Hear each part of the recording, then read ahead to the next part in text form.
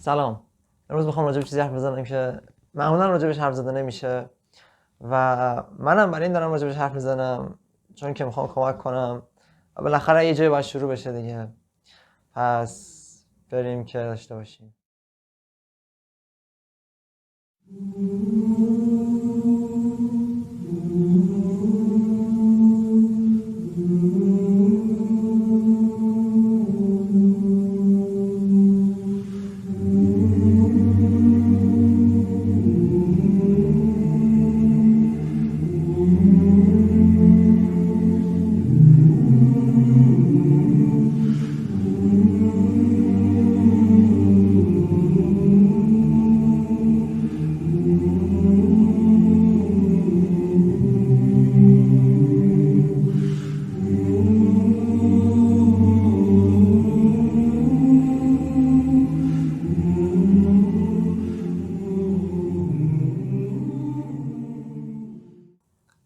خیلی خوب. بریم سر اصل مطلب. اوکی. میخوام راجع به فیلم‌های اباحی حرف بزنم. اول اینکه این فیلم‌ها مثل کوکائین کار میکنه. دارم رو راست میگم. عملکرد کوکائین داره. کوکائین چیکار میکنه؟ یه چیزی هست به نام دوپامین. وقتی که دوپامین ترشح میشه شما یک حس خوشحالی و لذت بهتون دست میده. حالا مثلا یه غذا میخورید یا مثلا یه موفقیتی کسب میکنید، یه پولی در میارید یا یک اتفاق میفته که شما اون حس خوشحالی رو کسب میکنید. فانکشن دوپامین چجوریه؟ کارکرد دوپامین چجوریه؟ مثلا دوپامین موقعی که غذا میخورید ترشح میشه و بعد به حالت عادی خودش برمیگرده، یعنی برای یک مدت موقت شما دوپامین ترشح میکنه یه قسمتی از مغزتون و اون یه حس لذت بهتون میده و بعد اون دوپامین برمیگرده. اما کاری که کوکائین میکنه چیه؟ کوکائین یه مقدار زیادی دوپامین ترشح میکنه و مدت زمانی که دوپامین دوباره به حالت عادی خودش برمیگرده طولانی تره، یعنی برای مدت زمان طولانی تری شما احساس لذت دارید. حالا نکته چیه؟ نکته اینه که بدن ادپتیشن انجام میده. ادپتیشن به معنای این که خودش رو سازگار میکنه، یعنی سطح انتظار دوپامین بدن میره بالا. یعنی بار دوم، بار سوم، بار چهارم، بار پنجم که شما کوکائین مصرف میکنید دیگه اون مقدار کوکائینی که بار اول مصرف کردید بهتون اون حس خوب رو القا نمیکنه و این روند ادامه پیدا میکنه. حالا دیدن این فیلم ها هم کارکرد دوپامین انجام میده. خب و این واقعا مخربه، یعنی بدن شما از حالت عادی و طبیعی خودش خارج میشه. خب وقتی خارج بشه چه اتفاقی میفته؟ اتفاقی که میفته اینه که شما حتی حوصله ندارید کارهای روزمره‌تون رو انجام بدید، دائما خسته اید، یه حس اضطراب دارید و این قسم دوپامین توی مغز روی قسمت‌های دیگر مغز هم موثره و یکی از اون قسمت‌ها قسمت تصمیم گیری و برنامه‌ریزی توی مغزه. بنابراین افرادی که به این جور فیلم‌ها معتاد شدن، واقعا اصطلاح معتاده، در تصمیم گیری روزمره‌شون دچار مشکلن، در فکر کردن دچار مشکلن، در برنامه‌ریزی دچار مشکلن.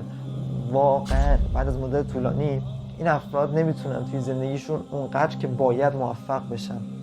ترشح دوپامین خیلی از اوقات نتیجه یک فرایند زحمته، اما خب اینجور فیلم ها پاداش بیش از اندازه در اختیار شما قرار میده و این واقعا مخربه. یعنی آدمو تنبل میکنه، آدمو منزوی میکنه، آدمو افسرده میکنه، احساس اضطراب به انسان میده و زنان رو کالا میکنه. و حتی یه نکته خیلی مهم وجود داره، اینه که وقتی که انسان از حالت طبیعی خودش خارج میشه سطح توقعش متفاوت خواهد بود و این میتونه انحرافات بسیار بدی رو در انسان ایجاد کنه و حتی موقع ازدواج میتونه مشکلات جدی به وجود بیاره. بنابراین خیلی باید مراقب باشیم. مثلا نباید بریم این که عادیه، این عادی. نه، اصلا عادی نیست. افراد زیادی وجود داره از غیر مسلمون ها که این قضیه رو ترک میکنن. حالا از مضراتش بگذریم، هرچند مضرات دیگه هم هست، اما ادامه میدیم که ویدیو اونقدر هم طولانی نشه. اول میخوایم بگیم که آدم باید چیکار کنه که ترک کنه، از این قضیه خلاص بشه، خودشو نجات بده. مورد اولی که میخوام بگم اینه که انسان از ته قلب از خداوند تعالی درخواست کنه که کمکش کنه و واقعا تصمیم جدی و قلبی بگیره که این قضیه رو بذاره کنار. خب وقتی این کار انجام دادیم، قدم اولو برداشتیم. قدم دوم اینه که انسان عادتهای جدیدی برای خودش ایجاد کنه. اما نکته اینجاست، عادت جدید که شما یه جورایی دیوونه اون عادتی، یعنی واقعا عادتتون رو دوست دارید، واقعا حاضر براش وقت بذارید و ورزش کردن رو شروع کنید. ورزش کردن مثلا فوتبال رفتن، بسکتبال، هر فعالیت جدیدی وارد زندگیتون کنید که زندگیتون رو بهتر کنید. یعنی واقعا در جهت پیشرفت خودتون. نمیشه که با همون سبک زندگی قبلی انتظار داشته باشه که این قضیه رو ترک کنید. یعنی شما میخواید 2 تا کار مشابه انجام بدید و 2 تا نتیجه مختلف انتظار داشته باشید. حالا مثلا اون عادت چی میتونه باشه؟ میتونه خوندن کتاب باشه، یاد گرفتن زبان باشه، نمیدونم یکی ورزش باشه. ورزش خیلی مهمه، ورزش همه باید ورزش انجام بدیم. یکی ورزش باشه، نمیدونم طراحی باشه، نقاشی باشه، رمان خوندن، کتاب خوندن و از اینجور قبایل. اوکی؟ قدم شماره 3، چشمامون رو باید کنترل کنیم. به عنوان یک مسلمون به ما گفته شده که ما چشمامون رو کنترل کنیم. واقعا کنترل کردن چشم خیلی مهمه. کنترل کردن چشم یعنی چی؟ یعنی توی اینستاگرام هر چیزی رو نگاه نکردن، توی فضای مجازی هر چیزی رو نگاه نکردن، هر جایی نرفتن. و باید توجه داشته باشیم که خیلی از اینا در اوایل شاید سخت باشه، اما شما این عادت رو برای خودتون ایجاد میکنید و میسازید که چشماتون رو کنترل کنید. اوکی؟ پس کنترل چشم خیلی مهمه. نکته بعدی اینه که از محیط سمی دور باشید. محیط سمی یعنی چی؟ یعنی اگه یه سری دوستانی داری که واقعا ابایی ندارن، اصلا براشون مهم نیست که براتون از کار داغونشون تعریف کنن، براتون هر چیزی بفرستن. اگه همچین دوستانی دارید و مثلا میگید که او این پسر درسش خیلی خوبه، این مثلا توی این زمینه خیلی خوبه، من به خاطر این باهاش دوستم، نه زندگی خودتو به خطر ننداز. اگه دوستت قصد اصلاح نداره و واقعا هم یعنی ابایی نداره، براشم خیلی مهم نیست، واقعا این دوست خوبی برای مصاحبت نیست. ارتباطمون باید خیلی کنترل شده باشه. ضمن اینکه باید از چیزایی که میتونه منجر به این قضیه بشن دوری کنید. یعنی متاسفانه خیلی از این فیلم‌ها امروزی داره به یک سمت خیلی بدی پیش میره. من نمیگم 100% مطلق، اما خیلی از فیلم‌ها داره به سمت خیلی بدی پیش میره. فیلم سینما دیدن خیلی لذت بخشه. نکته اینجاست آروم دنبال جایگزین اون فیلم‌ها باشید و بدونید که کم کم عادت میکنید به اینکه این فیلم‌ها رو نگاه نکنید. ضمن اینکه یادم باشه که روزه گرفتن میتونه موثر باشه و کمک کنه. نکته 4 که باید اصلا جزء اولین نکته ها باشه اینه که ارتباطمون رو با الله و خداوند تعالی قوی کنیم. واقعا اون محبت خداوند رو در دلمون ایجاد کنیم. قرآن بخونیم، نماز اول وقت بخونیم. به خودم دارم میگم راجع به اینکه هدف زندگی ما چیه، اصلا ما برای چی اینجاییم فکر کنیم. شاید اصلا الان فرصت خوبی باشه که آدم شروع کنه تحقیق کردن راجع به هدف زندگیش، بفهم اصلا برای چی اینجاست. و وقتی که اون ارتباط عمیق شد با خداوند متعال، خود به خود انسان رو سوق میده به اینکه اینا رو نگاه نکنه، این عادت‌ها رو بذاره کنار، عادت‌های بد و عادت‌های جدید توی زندگیش ایجاد کنه. واقعا موثره. مورد شماره 5 نباید بذاریم این عادت بدی که ما داریم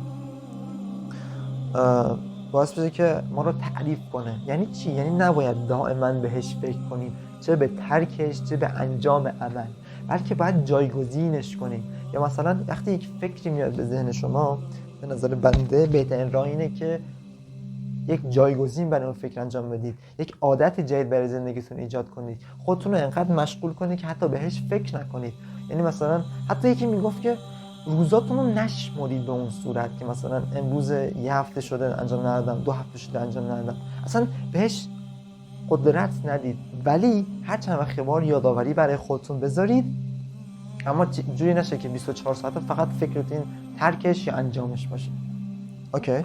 حتی مثلا بعض وقتا این قضیه هست دیگه که وقتی مقاومت میکنی داری یه جورایی نگهش میداری. عادات جدید ایجاد کردن یه جور مبارزه است که بهتر کار میکنه. شماره 6. این قضیه شاید زمان ببره. اوکی، شاید زمان ببره، شاید توی یه هفته نشه، شاید توی 2 هفته نشه. خواهشاً تسلیم نشید و امیدتون از دست ندید و اگرم دوباره خطا کردین امیدتون از دست ندید و استواری داشته باشی و بدونی که آدم توی این سختی هاست که بزرگ میشه، توی این سختی هاست که قوی میشه. حالا اینم بگم که بعد ترکش چه اتفاقاتی ممکن براتون بیفته. افرادی که ترک کردن خودشون گفتن که وقت بیشتری تو زندگیشون دارن، یه جورایی عوامل زندگیشون بیشتر تحت کنترلشونه، نسبت به زندگی دیگه اونقدر بی‌حس نیستن، زندگی لذت بخشتره، اعتماد به نفس بیشتری دارن، نسبت به خودشون احساس بهتری دارن، قوه اراده بیشتری دارن. واقعا زندگی بهتر میشه. همین اینا رو گفتم. میدونم سخته. مطمئن باشیم که اگر ما قلباً از خداوند تعالی درخواست کنیم و بخوایم و واقعا تلاش کنیم امکان پذیره. و یادمون باشه که ما یه جورایی داریم خودمون رو نجات میدیم. یه چیز دیگه ای که میتونه کمک کنه اینه که هر وقت خواستید این فیلم ها رو ببینید با خودتون بگید چی میشه اگه من توی این لحظه بمیرم؟ چی میشه اگه آخرین عمل من توی این دنیا یه کار خیلی زشت و قبیح بوده، یه کار خیلی خجالت آور بوده؟ چی میشه اگه من توی اون حالت بمیرم؟ یعنی اونور چه اتفاقی میفته اگه من در حالت گناه بمیرم؟ و اصلا هم چیز غیر ممکنی نیست. متاسفانه موردایی داشتیم که در همچین حالتی فوت کردن، در همچین حالتی از دنیا رفتن و خیلی اتفاقات میتونه بیفته.